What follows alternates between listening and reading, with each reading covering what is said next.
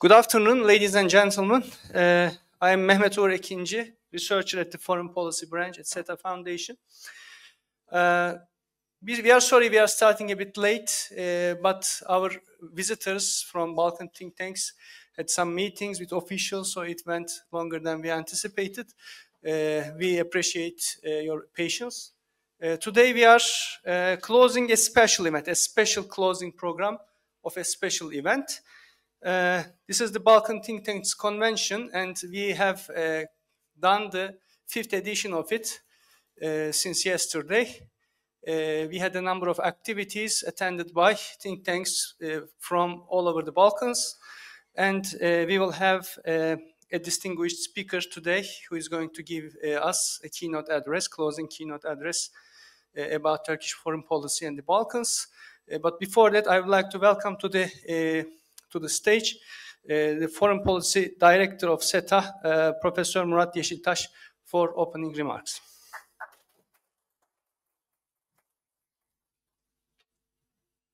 Good afternoon.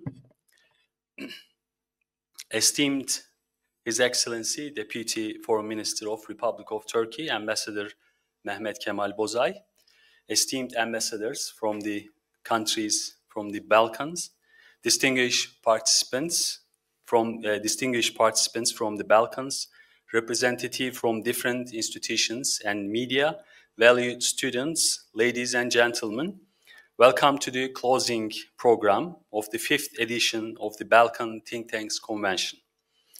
The Balkan Think Tanks Convention brings together political researchers affiliated with think tanks across the Balkans and Turkey. It is organized by SETA Foundation with the financial support of Presidency for Turks abroad and related communities, which is known as YTB. The convention's core objective is to foster a regional perspective in identifying and understanding shared challenges while formulating policy recommendations. By connecting think tanks from across the region, it provides a platform for open dialogue and exchange on key political issues facing the Balkans. Through roundtable discussion, experts share their insights on common problems and explore policy alternatives. Another important goal of the convention is to strengthen dialogue and cooperation among regional think tanks. The connections formed here create opportunities for future collaboration in research and policy initiatives. The first edition, as Dr. Uğur Ekinci has mentioned, of the convention was held in Ankara in 2015 with 30 think tanks from 12 countries. The second edition, titled Renewed Strategic Importance of the Balkans, was co-hosted by SETA and the Kosovo think tank Democracy for Development in Pristina in 2016, with 27 institutions from 12 countries represented. The third edition took place in Ankara in 2022 under the theme Furthering Cooperation Under Geopolitical Challenges, gathering 40 experts from 32 institutions across 10 countries. The fourth edition was held in 2024 in Timișoara, Romania, in collaboration with SETA, the New Strategy Center, and the West University of Timișoara, bringing together experts from 15 institutions across 12 countries to discuss regional political and security concerns. Summary reports from all previous editions are available on our webpage. This year, we are pleased to once again host the convention in Ankara under the title Furthering Cooperation Under Geopolitical Challenges. Experts from 32 think tanks representing Albania, Bosnia and Herzegovina, Bulgaria, Croatia, Greece, Kosovo, Montenegro, North Macedonia, Romania, Serbia, Slovenia, and Turkey participated. Over 2 days, participants engaged in in-depth discussion on topics including shifting global geopolitics and its impact on the Balkans, major political risks in the regions, the current and the future state of EU integration, common security concerns, social and economic issues, and the challenges of disinformation. As with previous editions, a summary report will be published by SETA in the upcoming months. We are proud to have once again provided a space for regional dialogue and cooperation. The active participations of distinguished research and experts from across the region underscores the importance of our shared efforts. Today, we are concluding the event with a keynote address by Deputy Minister of Foreign Affairs and Director for EU Affairs, Ambassador Mehmet Kemal Bozay, who will speak on the role of Balkans in Turkish foreign policy. We are sincerely grateful to him for joining us and sharing his valuable insights. I would also like to extend my heartfelt thanks to all our colleagues at SETA, and particularly our senior policy analyst Mehmet Uğur Ekinci and his team, for their dedication in organizing this event, to YTB for its generous support, and to all participating institutions for their meaningful contributions. Last but not least, we hope that the ideas and discussions from past 2 days will inform future policy debates, stimulate collaborative research, and further strengthen dialogue and cooperation across the Balkans and Turkey. Thank you and welcome again.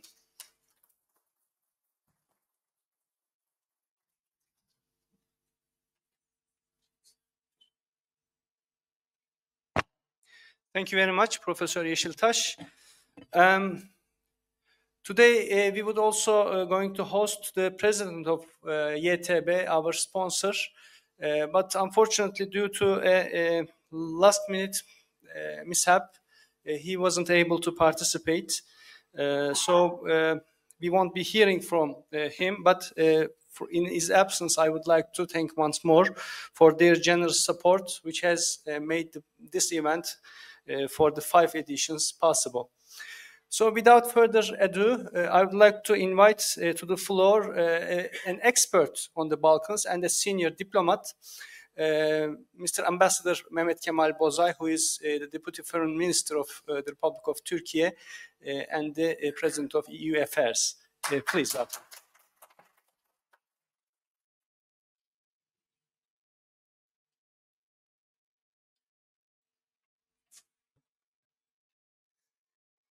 Distinguished professors, distinguished participants, excellencies, ladies and gentlemen, it's both a pleasure and honor for me to address you today at the closing of this timely and significant gathering, 5th edition. I know we are arranging these meetings with different occasions together. During my tenure in Belgrade as ambassador with SETA, we made the first seeds of these kind of meetings as a rehearsal together with Ekinci.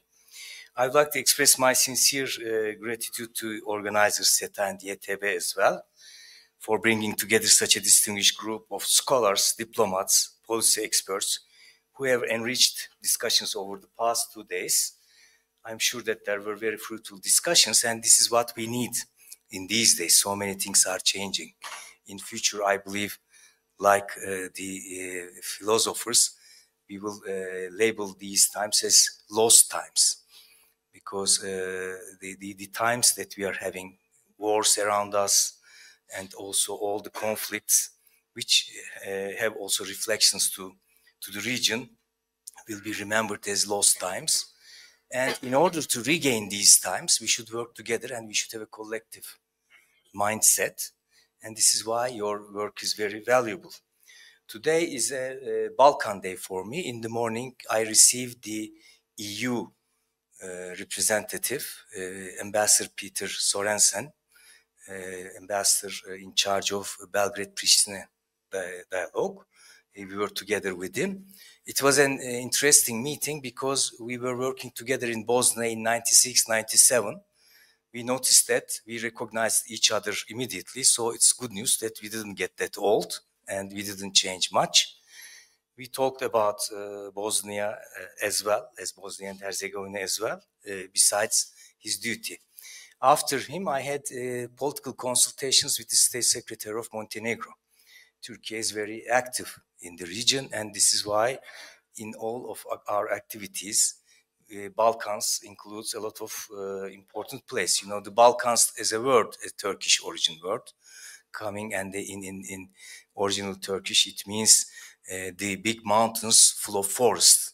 Even if you go to Antalya today, the villagers, if they see a very, wild forest and mountain, they say, this is Balkans. It is something that they use it together. And, in this complexity, volatility, and emergence of new challenges, we should work together. And there are some symbolism as well about the Balkans. I was in Mostar 2 weeks ago. I had to make a statement. And Mostar is such a beautiful city. And the bridge is the symbol of the region as well. Because during the war, it was destroyed and then it was built up. This bridge was built on the 15th century, if I'm not mistaken, and it consisted of 456 stones. And when it was destroyed, the keystone was lost, and Turkey, as a symbolic value of this stone, was very important. We did everything to bring the stone back. And when I was sitting next to the river Neretva, my wife is from Bosnia. Because of that, Bosnia and Herzegovina, from Sarajevo. Because of that, I asked her, Neretva, it doesn't sound like Bosnian, Serbian, or Croatian. And she said, no, it doesn't have any meaning. And I searched, and I realized, I learned that Neretva is a Celtic word. And, Celts were everywhere, even in Anatolia. It means Nera Etva. What does it mean? It means flowing divinity. In the Balkans, we need to have the divine flow again. And this is possible, again, to put the bridges and to put the right keystones in the middle. And Turkey's efforts are concentrated on that. In all our projects, in all our policies, we would like to have these keystones at the right place with our friends. We have dialogue with all the actors. And now I know that Turkish foreign policy is known by all of you. And if I repeat the same things, it wouldn't make any sense.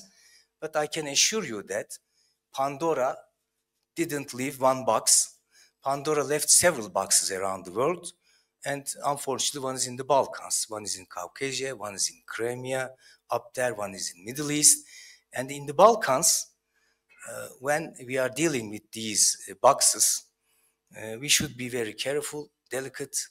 The delicate characters of the Balkans should be treated well, and it should be in an inclusive way.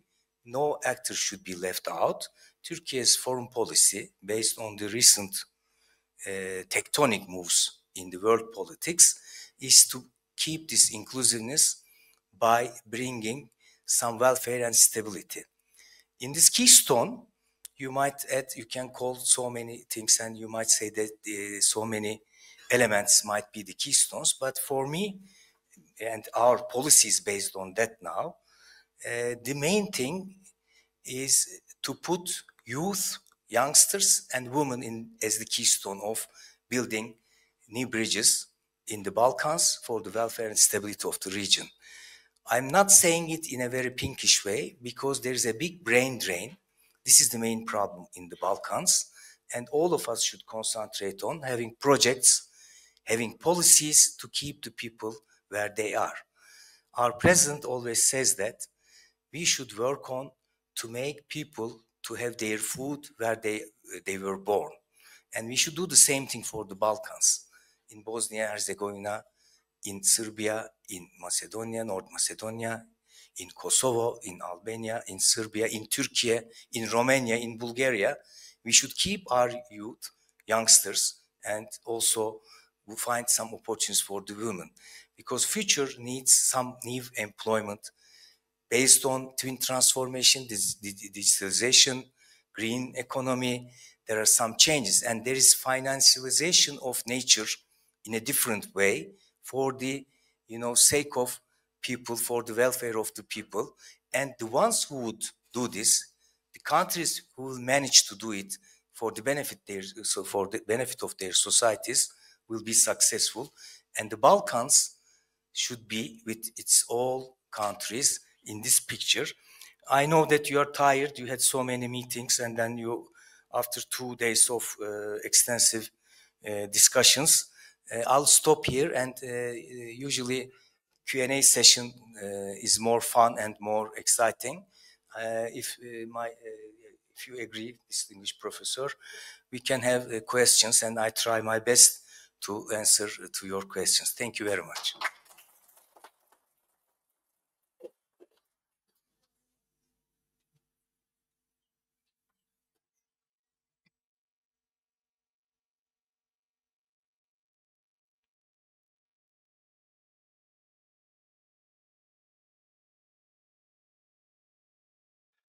Thank you very much, Mr. Deputy Foreign Minister. Now we can receive questions from the audience. We have quite a number of listeners here, including some diplomats. So please welcome.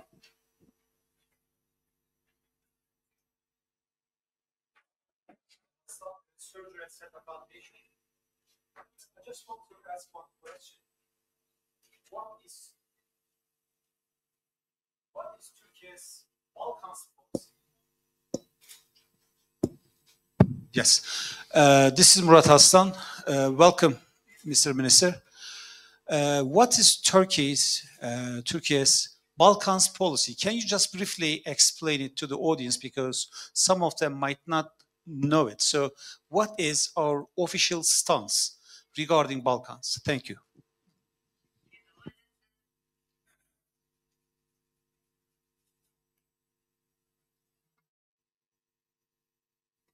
Distinguished professor, distinguished Murat Hoca. You know, our foreign policy has its basis from our historical approach, because we have some kinship there, historical bonds. And now, today, we are adapting it to the realities of and necessities of the world politics. First of all, what is important for us to have the territorial integrity, sovereignty, and also the integrity of the societies, Balkan countries, to be kept, and not to have any problems for the vulnerable societies. And more practically, you know, I was talking about the bridges. The Turks built a lot of bridges there, and also caravanserais, and they had so many, connections, some administration. And they didn't build these caravanserais or bridges for us to come as tourists and watch them. They wanted to create a connectivity between Istanbul and the region. Because the trade and also the connection between the people was the main element in any policies towards the Balkans. And today, what we try to do is, again, to have this connectivity with the Balkan countries, according to the needs of the today's policies, current policies, connectivity in B2B, business to business, P2P, people to people, and G2G, government to government. We are having, for example, so many meetings. Now I can just tell you, as part of the foreign policy team of the Turkish Foreign Ministry, we are having all kind of meetings on at the foreign ministry level, at the Ministry of Transportation level, at the level of Ministry of Interior, connections G to G, because we need to have more stable region in front of us, as Turkey can also contribute as one of the main actors in the region. Last week, my colleague is here, we had political consultations with Greece, and also we worked together how we can do things in the other Balkan countries together to have some business openings. And as I mentioned to you today, with Montenegrin State Secretary, we talked about the connection between Bar, railroad connection from Bar up there will be very good for Turkey's trade to Europe. And we talked about how we can have our firms establish companies. We have 7,000 companies in Montenegro, how we can go to Africa together. But in the meantime, it's not, as I mentioned, this is not the only thing. We participate in the security of the region. This is also part of our policy. This is why, for the second time, we will have the KFOR command. And this is why, together with the EU, we are in A4 Altea peace mission in Bosnia. When I visited Bosnia and Herzegovina, I visited our contingency there, and I realized they are making so many contributions to the stability of the country. They are also in touch with all the segments, all the constituent people of the country, and they are guarantee of the mission as the part of the EU for Altea mission to have more secure environment in the country. And here we have also cooperation on defense issues, on fighting against organized crime, having also so many flights to each Balkan countries.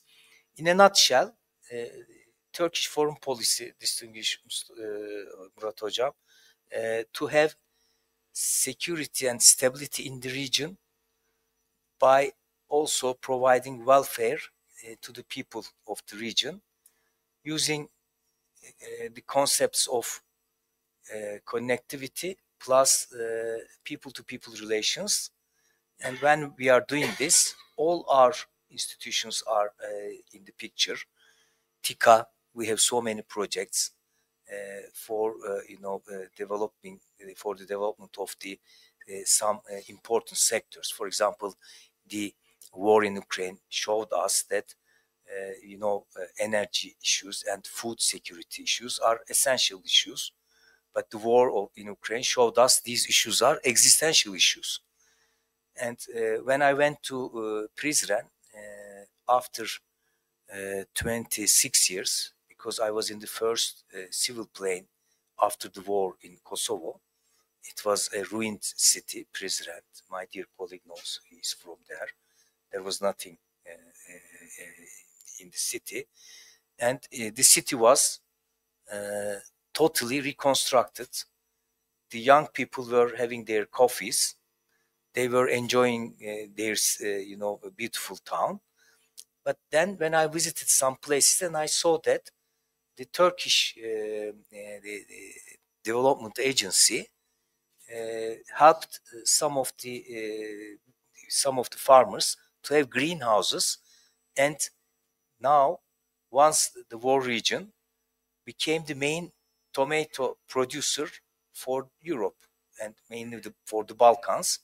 And also I visited some furniture factories that are Turkish partners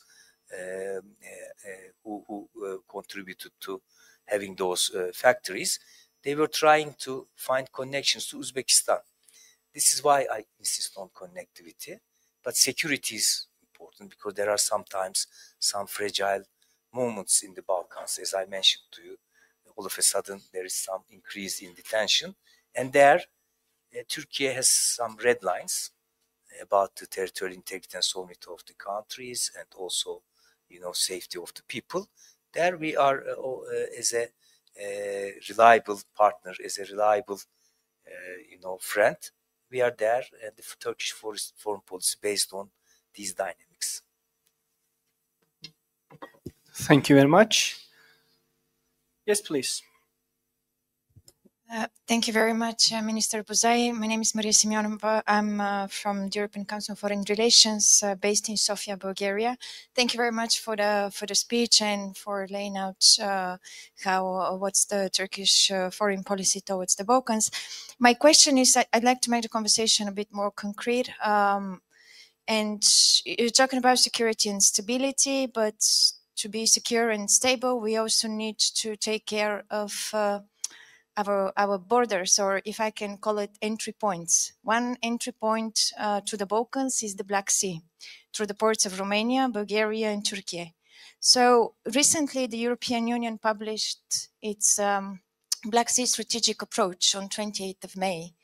And it aims to basically secure the stability in our region, but also the Black Sea, apart from being an entry point to the Balkans, is the region where, in my view, the European deterrence will be tested.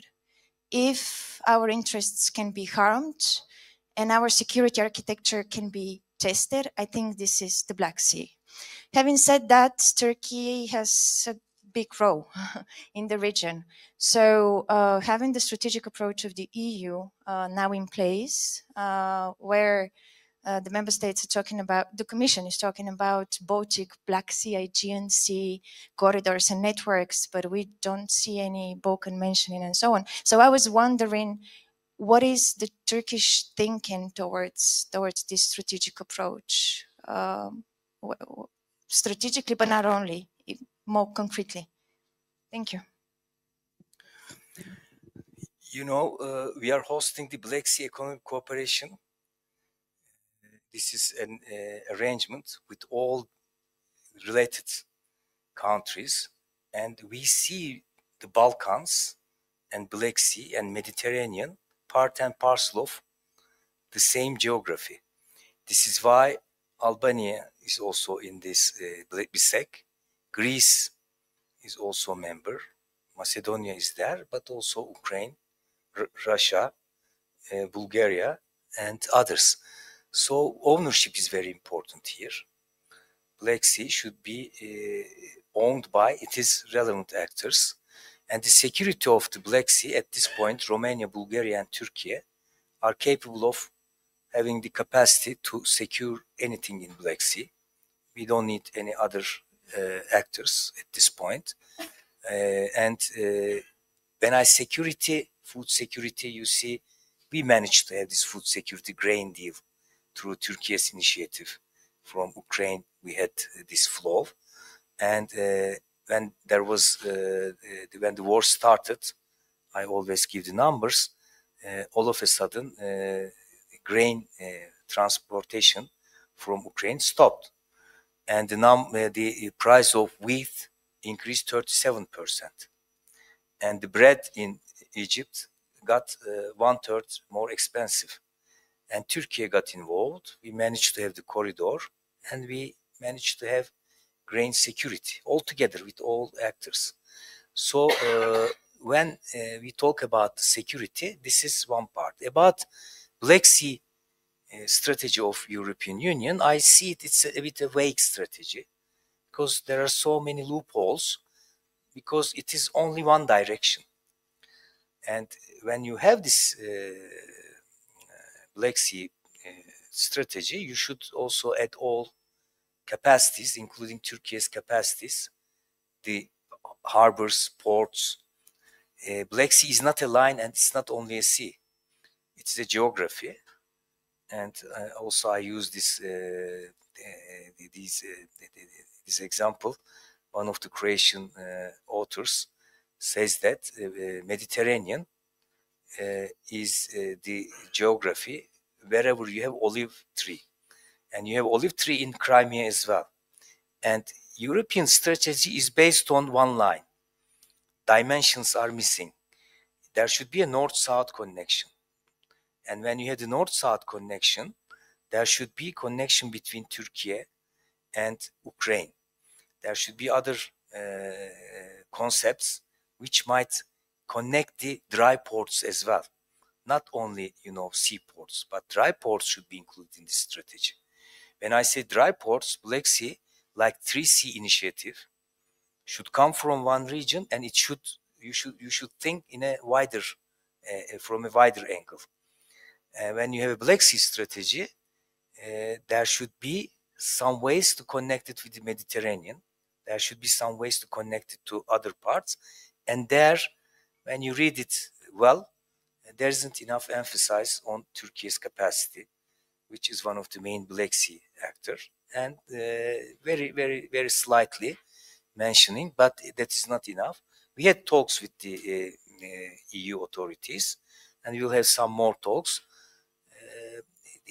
A project should be feasible, and a strategy should be feasible as long as it has the right dimensions. When you watch a football game on TV, you can only have 2 dimensions, and this Black Sea strategy should not have 2 dimensions. It should have deepness. It should have a depth, including all the capacities. I see it's a nice work, but so many missing parts there.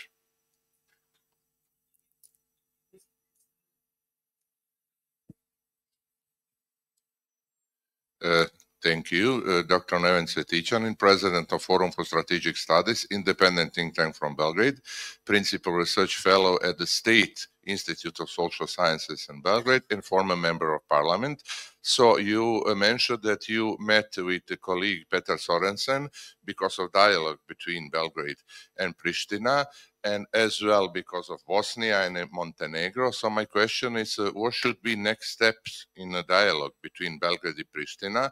Because feeling of us in Belgrade that in past couple of months and in previous period, we have some unilateral actions on north, which is increasing feeling in Serbia against dialogue. So what we can do to promote new strength into dialogue? We understand position of Pristina as well, especially our think tank, which is for dialogue, and I'm happy that we heard in the parliament for this session from our colleague from Kosovo that Pristina government in Pristina should be more softer in actions. But what should be a next step to approach some kind of stability or a progress in dialogue? And allow me please to share one idea. I think the keys on the north to have some arrangement for the north of the Kosovo. We are aware of reality of Kosovo. We are not taking care about hopes ruling whole Kosovo, but let's say Serbia will be satisfied with some arrangement for the Serbs on the north regarding security, regarding economic ties with Belgrade. So my question is about that. Thank you in advance. Thank you. One of the contribution of Turkey with its private sector to have this energy issue to be solved, electricity transfer from between Serbia, Kosovo arrangements, Electra issue. And today also with my colleague, we concentrated on what could be done. And you are right, there are some issues on North, and there were some attempts about municipality union, all these. And these can be visited again because both countries need to work together. What I see, I don't want to come with a formula, because if I would be having a real, very genius opening, I would share it with my colleague today. But I told him that we should concentrate on the daily lives of the people, bettering of the daily lives of people. We should start. There are some segments. There is this political segment, and now it's a bit paralyzed. There is also some, in a way, local politics segment, and there is another network down there for the daily lives of the people. And we go from there while also working, not omitting other segments, and then to try our best for having a meaningful dialogue between the politicians at the highest level, at the local level, but also at the people's level. Somehow the region is so rich in many natural, in the scope of natural resources, and now we should make the conditions in the north and in all parts of Kosovo, and also connection with Belgrade-Pristina dialogue, to look for some confidence building projects on the daily life of people, based on, concentrate on daily lives of the people. At this stage, I can see only this is a viable approach. But on the other hand, there are lessons to all leaders due to the things going around. There is a war up there, Ukraine, and there is genocide in Gaza. Now we have Iran-Israeli war, and in this period, the Balkans should find ways how they can be more integrated with a peaceful and calming down attitude. It is not, as you are an expert, I know your think tank, I work together, and you always approach in a very realistic way to the issues. And I know my colleagues from Kosovo as well. And there will be a way, but we shouldn't rush the things, and we shouldn't make some kind of, different arrangements which will carry the issue to a regional basis. There shouldn't be some equations, give and take, based on some other arrangements. And what I feel, domestic politics of two countries at this stage is also very vivid in a way. And there, it's not that easy in front of the public to do something. But I also trust Sorensen. He's an expert. I'm sure when he goes, he has been there from February onwards. He is slowly getting more and more into the concrete projects, I believe. And Turkey will support it. At this stage, the base is not to have any clash, physical confrontation. This is why, for the second time, we are volunteered to having the command of KFOR. And we know this diplomatic part of it is also important, because of that Turkey sends a very experienced ambassador as a political advisor to KFOR. And at this stage, for us, not to have any clash is the basic. In the meantime, having some projects to better off the daily lives of the people. Yes, please. Thank you very much. My name is Vuk Vuksanovic, Senior Researcher at the Belgrade Center for Security Policy and an Associate of LSE Ideas, a foreign policy think tank within the London School of Economics and Political Science. Now, 2 years ago, I was here in Turkey conducting fieldwork research on Turkish foreign policy in the Balkans, interviewing experts in both Istanbul and Ankara. I was here in SETA. And occasional themes which I would encounter, occasional, not unanimity. Some were saying that Turkey needs to be engaged in the Balkans so that it can at least dilute the influence of Russia. Others were not mentioning China, but they were mentioning practices of late President Turgut Özal of always bringing Turkish businessmen as part of Turkish delegations, promoting Turkish businesses, mentioning that Turkish companies have had some success of stealing projects away from the Chinese companies in Africa. But on that point, how do actors like Russia and China factor in Turkish foreign policy in the Balkans? Thank you very much. Russia, China, there is also sometimes in Brussels, there is a wrong impression when even some European leaders, they say that we should have more activities in the Balkans, in Southeastern Europe. Otherwise, Russia, China, Turkey will be in the picture. This is a very, very wrong clustering, because Russia, China, Turkey, they are totally three different countries having totally different approaches. Maybe all of us would like to have some kind of base influence there. First of all, when I was in Belgrade, there was a TV program, and they asked me, why you are visiting so many places in our country, but you are going to Novi Pazar so often? And I said, you know, you are very good in basketball, I said. It was a live broadcasting. The lady said, yes, we know. And we played the finals with Serbia. And she said, okay, but what is the relevance of the question? In this final game, among the first five, 4 of the players were from Novi Pazar. Turkey is part of the region. The other 2 actors are not that engaged. So to balance Russia, China is not our main issue. Our main issue, we have connections, and to use these historical connections and kinship for the benefit of my own country and for the benefit of all the countries in the region.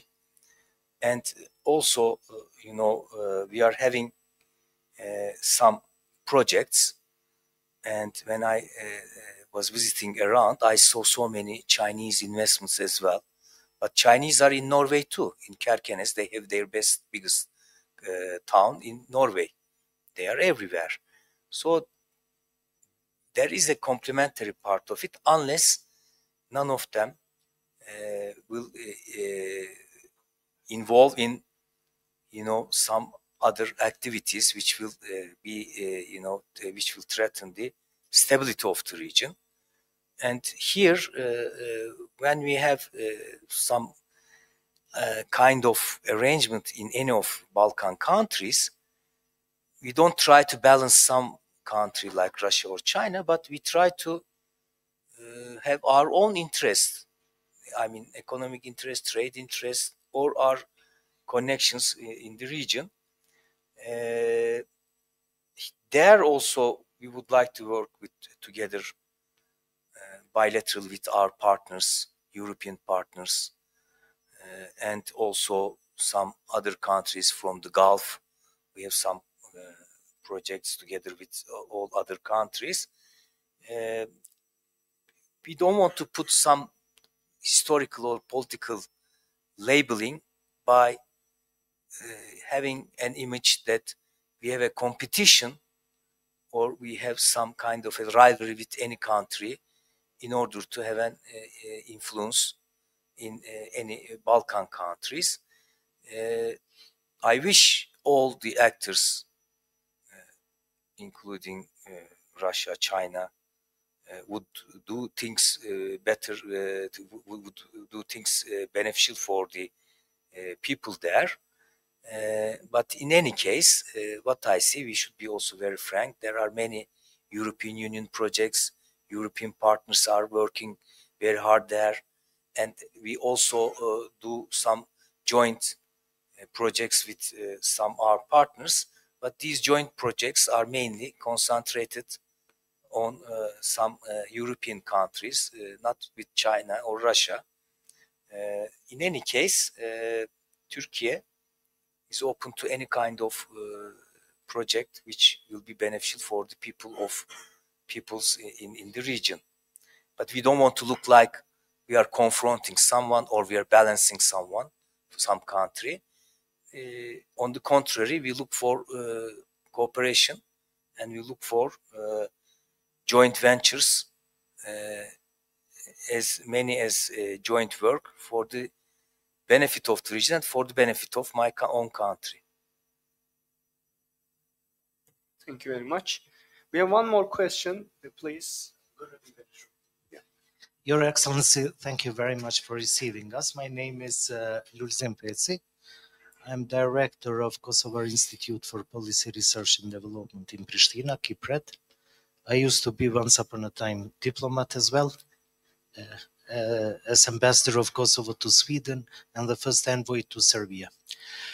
My question is not related to the Balkans, but I would appreciate very much if you could share some insights about 2 points that I would like to raise. And the first one is, has Turkey initiated consultations with the NATO Council on the security situation related to the Israeli-Iran conflict? If yes, can you share some insights with us? And secondly, is about modus operandi of US military presence in Turkey in case of escalation of the war between Israel and Iran. Thank you. Thank you. You know that there will be a summit soon, and I think there will be one of the issues will be the security. But at this point, we didn't have any bilaterally with NATO members, allies. We are in touch, but not as the organization. I'm sure that in the organization they are making some evaluations and they are having some kind of forecasting. But at this point, we are also trying to de-escalate the situation, because it's not beneficial for us. As a diplomat who served in both countries in different, I was a Turkish diplomat in Iran and also in Israel in different times. I see that this is the escalation will spill over, and we do not want to have any spillover to our neighborhood. And this is why my minister, my president, they are in touch with all the leaders, their counterparts. You know, with the Americans, my president had 2 phone conversations in 24 hours. And also he had a talk with Putin. My minister is, as I'm next to him, always on the phone with all the actors around. And we do our best. And also the aggressive operation of Israel is not acceptable for us, especially what happened in Gaza. This genocide is going on there, and then this is not acceptable. This is out of boundaries. But in any case, we are against any escalation, and also we don't want any nuclear non-proliferation. I mean, we don't want anything in the region that could endanger all of us.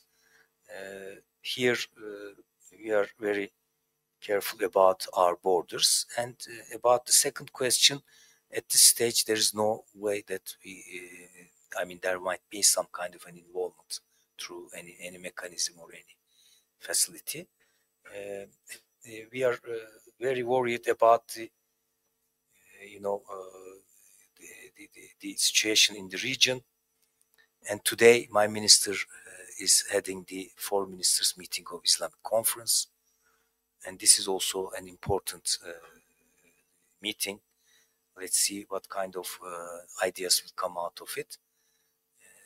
But this, as this is why I said lost times, because really it is also a reference. I think it's Proust book or something. He says lost times, in search of lost times. We'll search these times, and I'll connect your question with the Balkans. When we are searching these lost times to regain the times, Balkans will be one of the important regions in the ecosystem of making Europe and further beyond Europe, North Africa, other places. There will be big contribution of the region if we work together. We should see this, the potential of the region altogether if we work. Turkey, Greece, Romania, Bulgaria, North Macedonia, Kosovo, Serbia. We have our own ecosystem. And in COVID, I had, some problems with the EU at that time, during the COVID time, and there was no connection between some of the authorities. And when COVID started, immediately everyone started to call me because supply chains, value chains were cracked. And we should think in a collective way, while we are having these wars around us, as the European peninsula named as the Balkans, how we can have our ecosystem to prevent any danger to our own economies, our own politics, and how we can have the capacity building for making some openings to wider region. What we can do together to in the future for the reconstruction of Ukraine, reconstruction of Syria.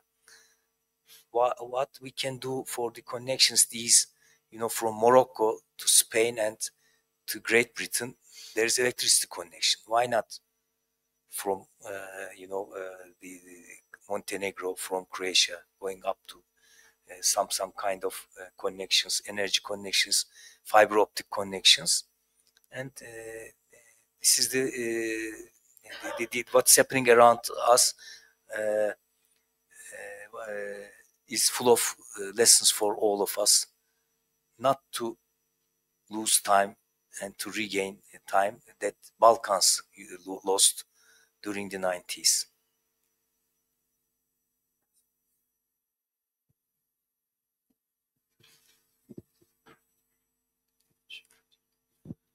Your Excellency, I am Associated Professor Ergenekon Savrun. Sir, these days we are going through a period of which shaped by conflicts and uncertainty. And Turkey and Greece are friendly neighborhood states, but mostly in their scopes. How would you consider that Greece in growing military presence, especially in the region and the Aegean Sea? Thank you very much.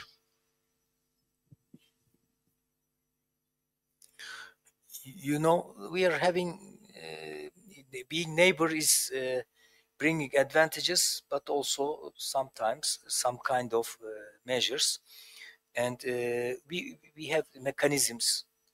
Recently, we had also a confidence building mechanism talk.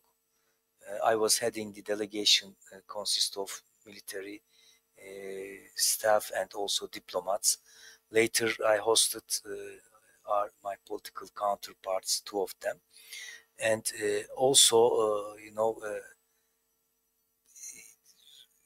relations with Greece, it has many aspects. In the meantime, we have a special arrangements. Most of the Turks are going to Greek islands. Here, what we are doing, you cannot agree in a family even with your relatives. There are some issues, but the important thing is to sit, talk, and find solutions. But while doing so, we also had 60 Greek business people in Istanbul, meeting with 200 Turkish business people and looking for the opportunities. This network between Greece and Turkey on having joint issues is more stronger than some issues problematic for both of us, because as 2 rational countries, we know that no escalation is needed at this period. We do our best, and whenever I need something to ask or to search, I call my colleague when she needs some information. And what we try to do is, in this volatile environment, to be two neighbors with exemplary relations and solving the issues between us with peaceful means. And we discuss all these things very openly. There might be things that we don't agree from both sides, but we do have the channels open, and people-to-people relations and official contacts are in full speed. Thank you very much, Mr. Deputy Foreign Minister, for coming here. It was an honor to guest you. And now I'd like to close the 2-day marathon. It was a really busy event. I hope our guests enjoyed it and benefited from it. I personally did. Before closing the event, I would like to thank once more to our sponsors, YTB, especially YTB President Abdullah Eren, for their generous support. Also, SETA's General Coordinator, Nebi Mish, our Foreign Policy Director, Murat Yeşiltaş, and all my colleagues at SETA for their support and their role in the organization, and all our guests from the Balkans for their participation. Thank you very much. See you in the next edition.